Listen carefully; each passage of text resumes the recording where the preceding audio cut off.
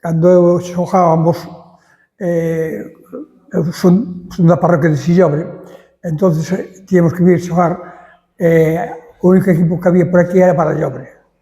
Íbamos ao Barallobre, depois se fixo, no ano 62, se fixo o Maniños, eu fui xogador do Maniños, fundador do Maniños, e no 63 xoguei no Barallobre. No 64 fun entrenador do Puntal, que quedou subcampeón da provincia da Coruña, que nos eliminou o Ural, que tiña que ir xogar a final a Mallorca.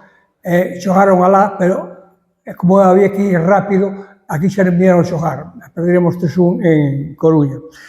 Depois aquí, no 68, entrei na directiva do Perlío, que foi cando se fundou a sección deportiva.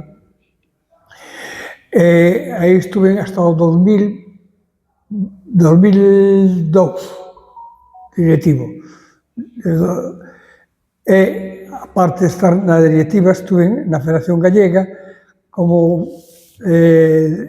vicepresidente do Comité Territorial Gallego de Fútbol. Fene sempre foi unha zona onde se practicou moito o deporte.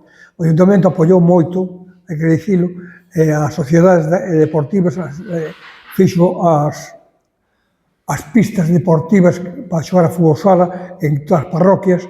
Iso foi unha iniciativa do Concello de Fene, que valorouse moito o deporte aquí en Fene.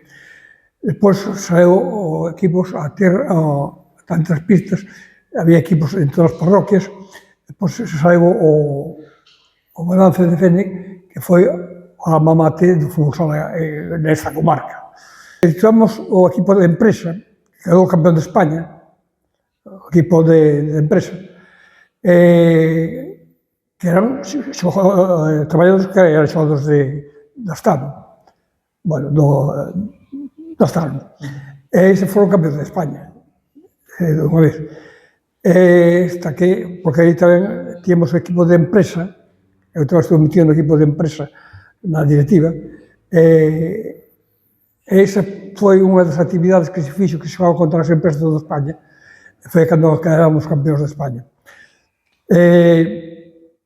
En fútbol sala, aquí se fixo os campeonatos por parroquias, por equipos, que era a final o Día do Deporte na Rúa, que era patrocinado e organizado polo Concello de Fene.